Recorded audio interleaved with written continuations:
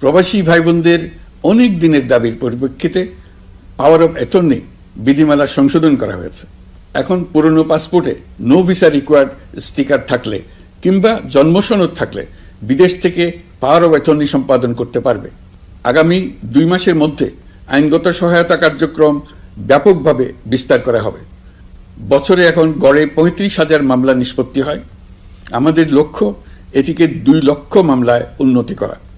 মামলা দায়েরের 48 ঘন্টার মধ্যেই যাদের বিরুদ্ধে মামলার কোনো ভিত্তি নেই তাদের বাদ দেওয়ার ব্যবস্থা করা হচ্ছে। আমরা সর্বোচ্চ চেষ্টা করেছি দেশের মানুষকে লুটপাট তন্ত্র থেকে বের করে আনতে। আপনারা জানেন বিগত 16 বছরে উন্নয়নের নামে মেগা প্রকল্প নিয়ে কি পরিমাণ লুটপাট হয়েছে। মেগা প্রকল্পগুলো যেন হয়ে উঠেছিল মেগা ডাকাতির প্রকল্প। আমরা দায়িত্ব গ্রহণের পরপরই বিভিন্ন উন্নয়ন প্রকল্প পুনরায় মূল্যায়ন করে দেখেছি যে প্রায় সব প্রকল্পেই ভৌতিক ব্যয় ধরা হয়েছে। শুধুমাত্র সড়ক পরিবহন ও মহাসড়ক বিভাগ, সেতু বিভাগ, রেল মন্ত্রণালয়, বিদ্যুৎ বিভাগ, জ্বালানি ও খনিজ সম্পদ বিভাগ, এই 5টি বিভাগে ব্যয় সংকোচ করা হয়েছে 46,308 কোটি টাকা। এই টাকা দিয়ে জ্বালানি খাতে সমস্ত বকেয়া মিটিয়ে দিয়ে বকেয়ার পরিমাণ শূন্যে নামিয়ে আনা হয়েছে। বৈদেশিক ঋণ পরিশোধ করে সব ধরনের ঋণের ফাঁদ থেকে বেরিয়ে আসা আমাদের অগ্রাধিকার। দেশে বিনিয়োগ বাড়ানো ও নতুন কর্মসংস্থান তৈরিতে আমাদের গুরুত্ব দিতেই হবে। তা না হলে এদেশকে আমরা যে স্থানে নিয়ে যেতে চাই সেখানে নিয়ে যাওয়া সম্ভব হবে না। বিনিয়োগ ও কর্মসংস্থানের ব্যাপারে রাজনৈতিক দল ও জনগণ আমাদের সর্বাত্মক সমর্থন করছেন।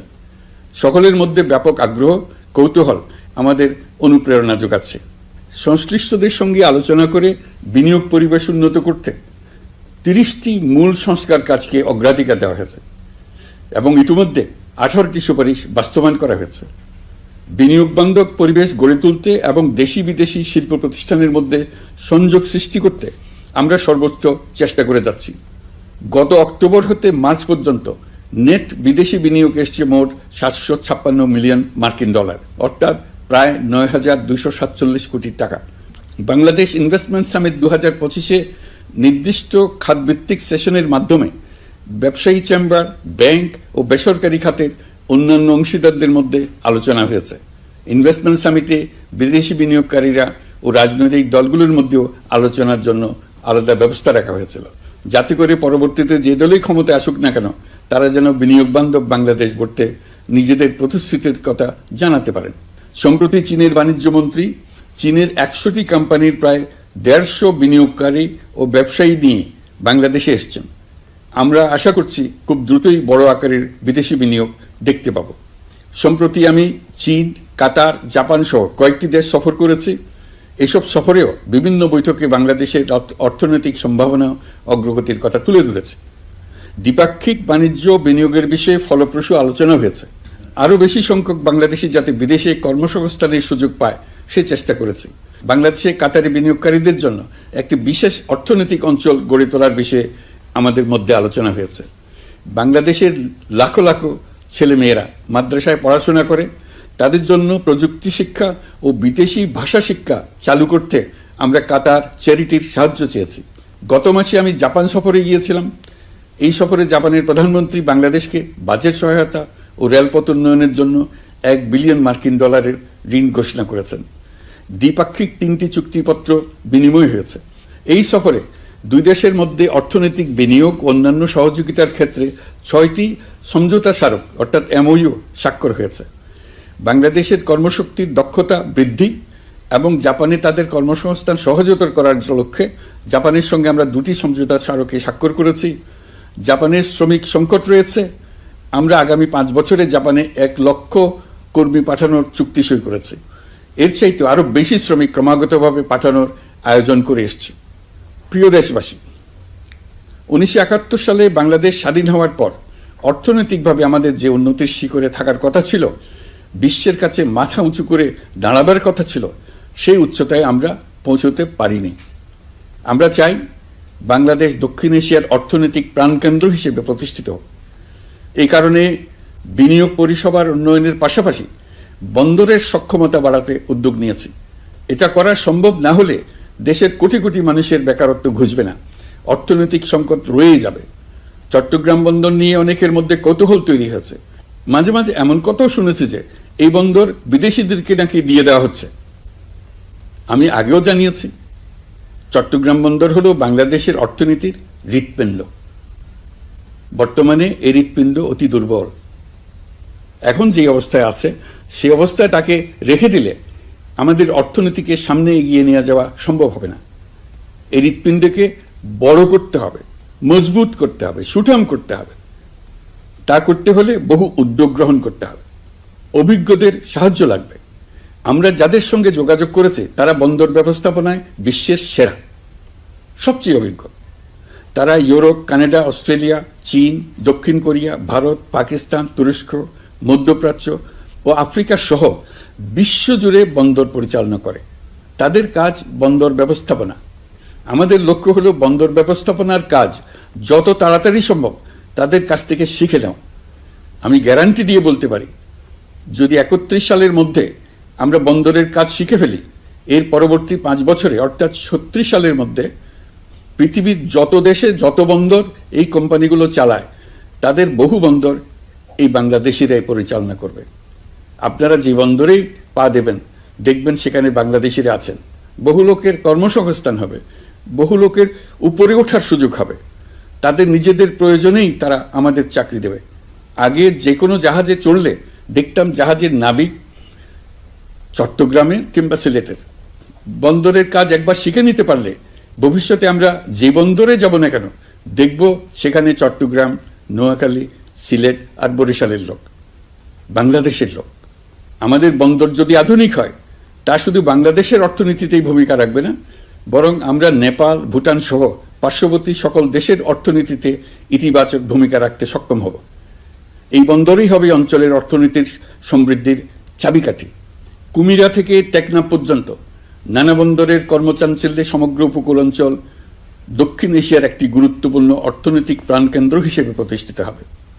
এই পুরো অঞ্চলে অনেকগুলো শিল্পাঞ্চল গড়ে উঠবে শুধু সমুদ্রের সান্নিধ্য এবং তার ব্যবহারের দক্ষতার কারণে।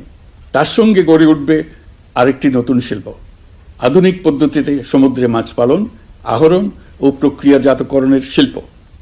এটি আরেকটি নতুন জগৎ সৃষ্টি করবে। এই ব্যাপারে আমরা আমাদের বন্ধু দেশগুলোর সঙ্গে আলোচনা শুরু করেছি এবং তারা উৎসাহ সহকারে সাড়া দিয়েছেন। বন্দর ব্যবস্থাপনার জন্য আমরা যাদেরকে আনছি তারা পৃথিবীর যেসব দেশে কাজ করে সেসব কোনো দেশেরই সার্বভৌমত্ব, জাতীয় নিরাপত্তা হুমকির মুখে পড়েনি। আমি দেশবাসীর প্রতি আহ্বান জানাই, আপনারা নিজেদেরকে ভিত্তিহীন বিরোধিতা এবং অপপ্রচারের শিকার হতে দেবেন না। অন্তর্বর্তীকালীন সরকারের বন্দর ব্যবস্থাপনার উদ্যোগে আপনাদের দৃঢ় সমর্থন অব্যাহত রাখুন। যারা বিরোধিতা করছে তাদের প্রতিহত করুন। আপনারা জানেন আমাদের দেশে এখন 12 লক্ষ রোহিঙ্গা বসবাস করছে। প্রায় 1 লাখ রোহিঙ্গা এসছে 2023 সাল থেকে 2024 সালের সেপ্টেম্বর সময়কালে, যখন রাখাইন রাজ্যে ব্যাপক যুদ্ধাবস্থা বিরাজ করছিল। সেখানে চলমান সংঘাত ও মানবিক পরিস্থিতির কারণে এখনও অনেকে আসতে চেষ্টা করছেন। রোহিঙ্গাদের বাংলাদেশে আসা বন্ধ করতে এবং যারা ইতিমধ্যে বাংলাদেশে অবস্থান করছেন তাদের প্রত্যাবাসনের জন্য আমরা উদ্যোগ নিয়েছি। আমরা যখন দায়িত্ব গ্রহণ করেছিলাম তখন রোহিঙ্গা ইস্যুটিকে প্রায় মৃত অবস্থায় পেয়েছিলাম। আন্তর্জাতিক এজেন্ডা থেকে ইস্যুটি ঝরে পড়েছিল। সেই অবস্থা থেকে আমরা ইস্যুটিকে বিশ্ববাসীর দৃষ্টির সম্মুখভাবে নিয়ে আসতে পেরেছি। আমি গত বছর সেপ্টেম্বর মাসে জাতিসংঘ সাধারণ পরিষদে রোহিঙ্গা বিষয়ক একটি আন্তর্জাতিক সম্মেলন অনুষ্ঠানের আহ্বান জানিয়েছিলাম।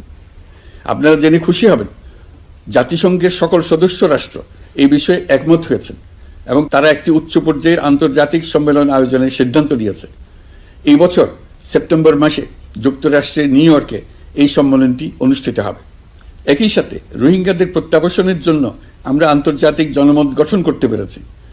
গত মার্চ মাসে বাংলাদেশ সফরে এসে জাতিসংঘের মহাসচিব অ্যান্টোনিও গুতেরেস পরিষ্কারভাবে ঘোষণা করেছেন যে মিয়ানমারে প্রত্যাবাসনই রোহিঙ্গা সমস্যার একমাত্র সমাধান। প্রত্যাবাসনের বিষয়ে আরেকটি বড় অগ্রগতি হচ্ছে মিয়ানমার সরকার কর্তৃক প্রত্যাবাসনযোগ্য রোহিঙ্গাদের সর্বপ্রথম তালিকা ঘোষণা।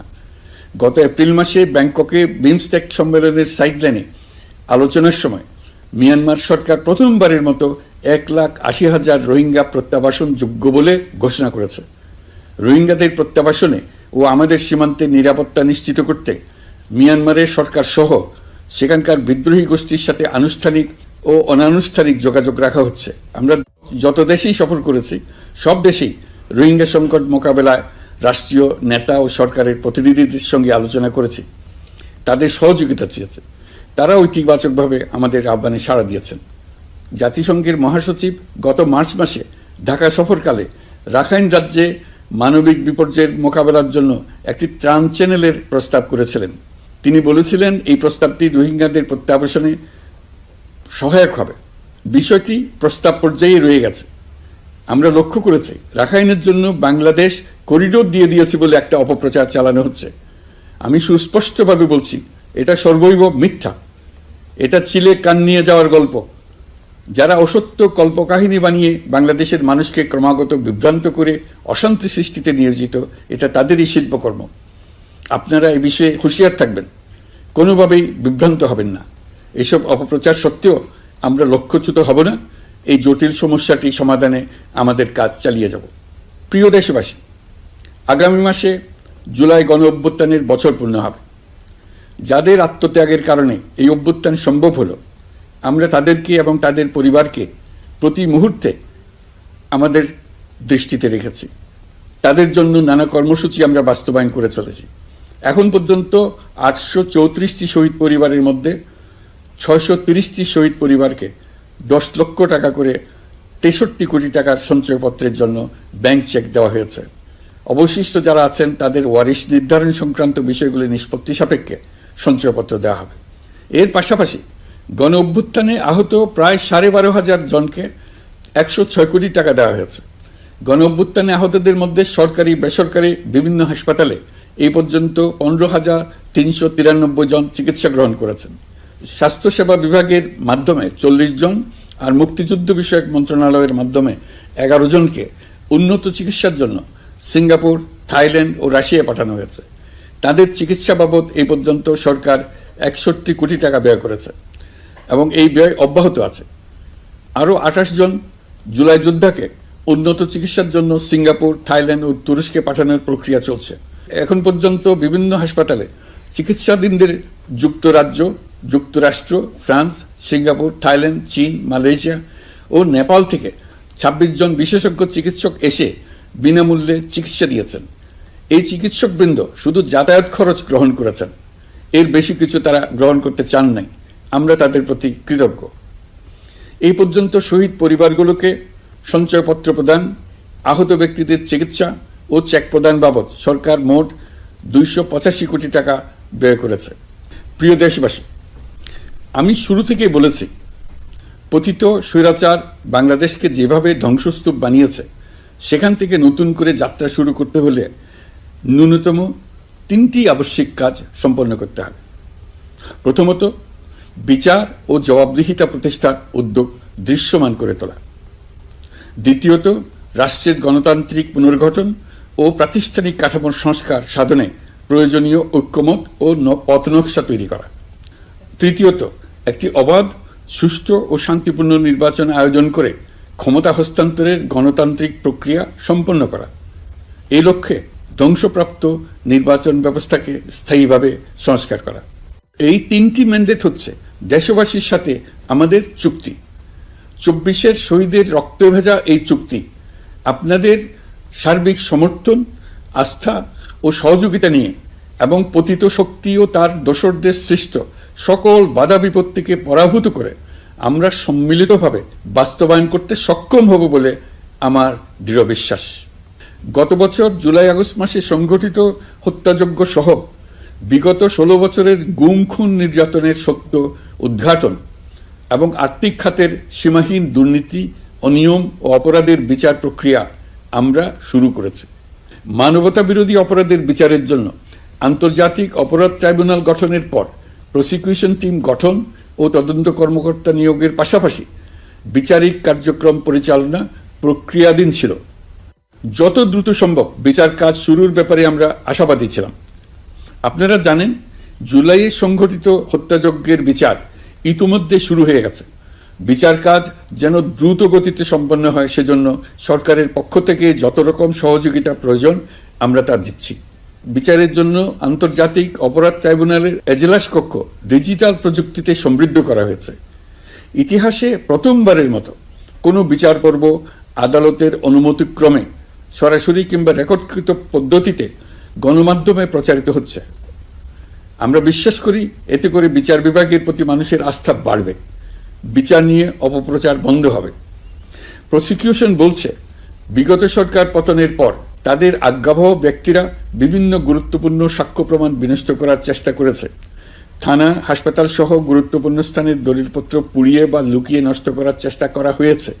বিভিন্ন অপরাধমূলক স্থাপনার আকার আকৃতি, দেয়াল ইত্যাদি ভেঙে এবং বিকৃত করে প্রমাণ লুকানোর চেষ্টা করা হয়েছে।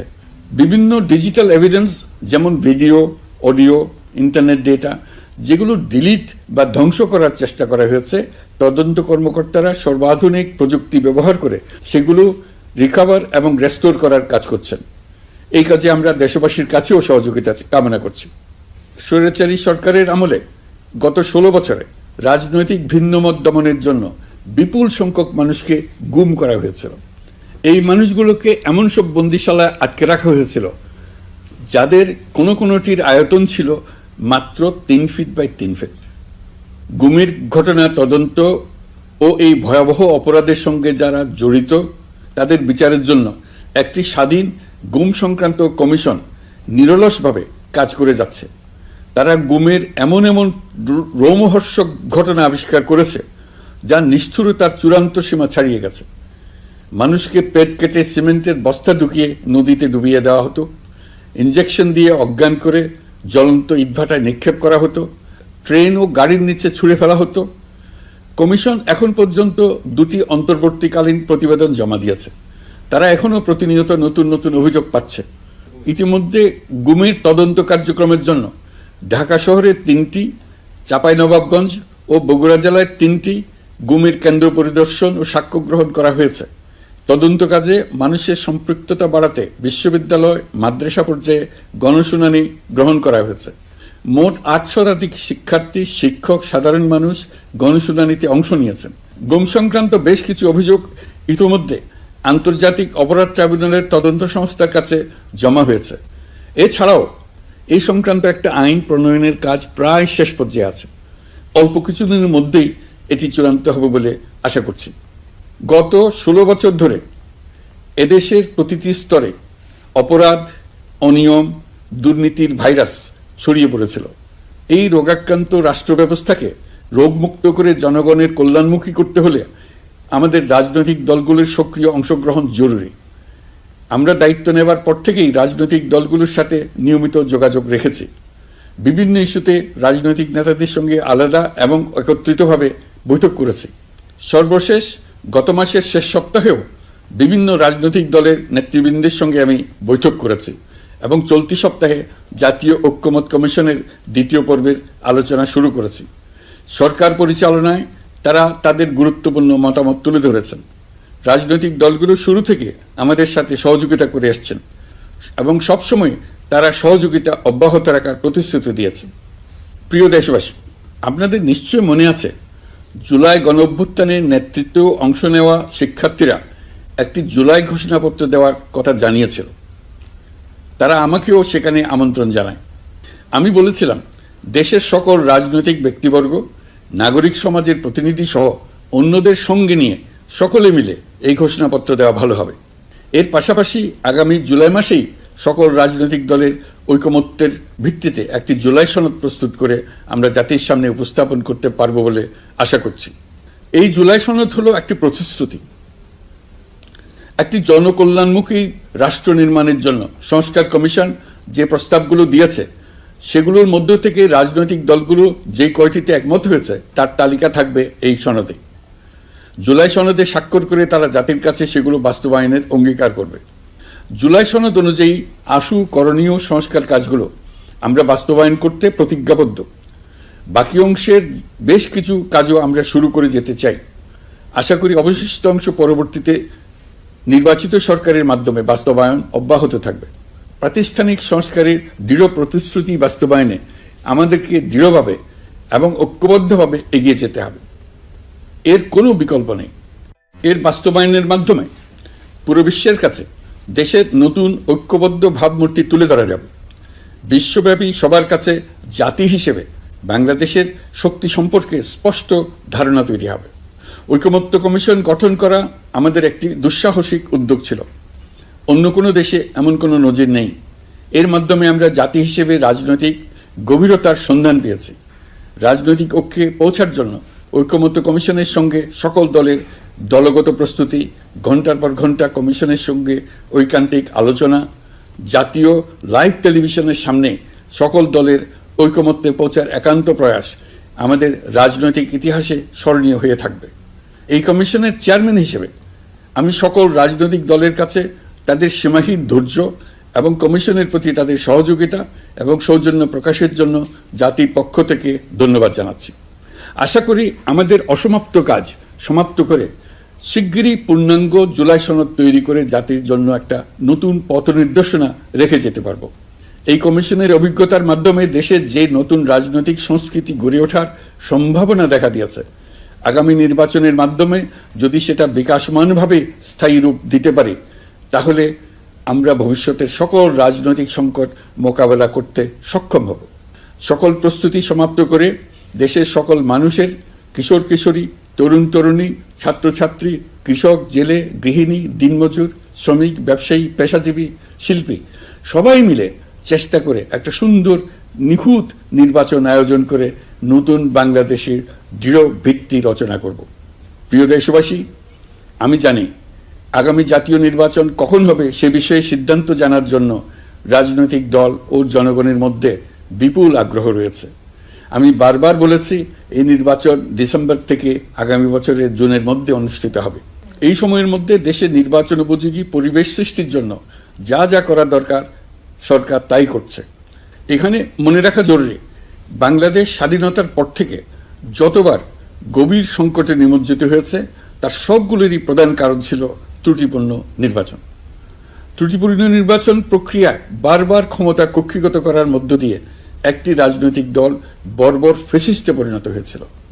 এই ধরনের নির্বাচন যারা আয়োজন করে তারা জাতির কাছে অপরাধী হিসেবে চিহ্নিত হয়ে যায়। এমন নির্বাচনের মধ্য দিয়ে যে দল ক্ষমতায় আসে তারাও জনগণের কাছে ঘৃণিত হয়ে থাকে। এই সরকারের একটি বড় দায়িত্ব হলো একটি পরিচ্ছন্ন, উৎসবমুখর